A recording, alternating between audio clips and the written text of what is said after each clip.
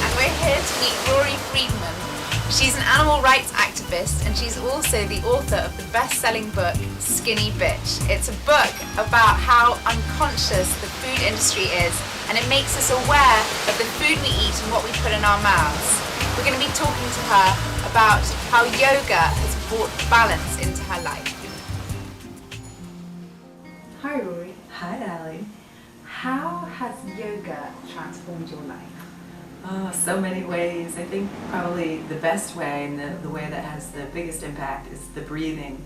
You know, the first thing you do in yoga is connect to your breathing. And for me, the first thing I do when I wake up in the morning is get on the computer and figure out what it is I have to do for the day and answer my emails and make sure I'm not missing anything on East Coast time because I'm in the West Coast. So I start my day hunched over, stressed out, shoulders up to here, and really tight, short breath. And when I remember my yogic breathing, when I'm sitting there at my desk spinning my wheels and getting myself crazy, and then I remember my yogic breathing and I think, okay, it's all going to be okay, it's all going to get done, and I can either get it done like this or I can get it done like this.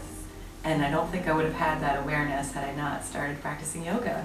So it really has just dialed everything down to the place that I know I'm supposed to be and that I can be, and the place that I enjoy being. That's great. That can make a huge difference to your day at your computer.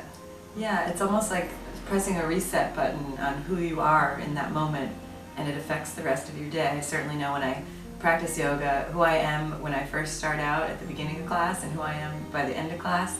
It's a whole different human. I know it sounds so hippy-dippy and la la la, but it really is true. It's, you know, the way you relate to other people and other beings and your space and the way you feel your energy. And I'm a vegetarian, I'm actually a vegan, I don't eat any animal products, and the way I became that way is because of learning about what goes on farms and slaughterhouses. And up until that point I call myself an animal lover without ever considering what happens to the cows and chickens and pigs that we eat and that we raise for food. So giving myself this attachment to what it is that's on my plate, what exactly is it, and what it is that I'm putting in my mouth and how it affects my body, you know, that awareness and that presence of mind is something that continues, you know, it's to me very yogic. And first of all, the practice of ahimsa, you know, non-violence.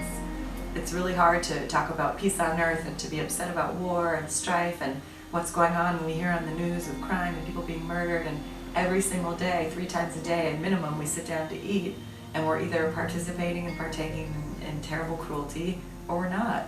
And it's a choice, and it's the same choice I try to make when I'm getting into my best yogic self. You know, who am I going to be today? This angry, you know, wound up, tightly coiled human, or my best, highest self, where I know that everything in the universe is one and it all works out perfectly, and yoga really grounds me and gets me there. So what would be a move that moves you?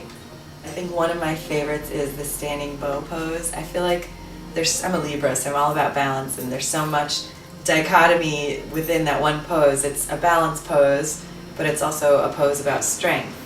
I think though I especially like the balancing part, I like all balance poses because it's really humbling and it reminds you that you don't have to be perfect, and it's the practice of yoga and not, you know, a perfection of yoga.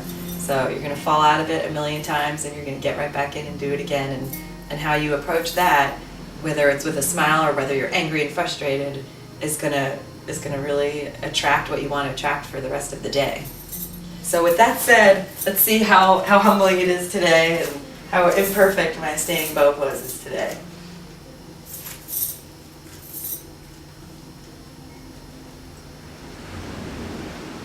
It's a good day for standing bow pose. Doesn't always work out this way, but today it was a good day.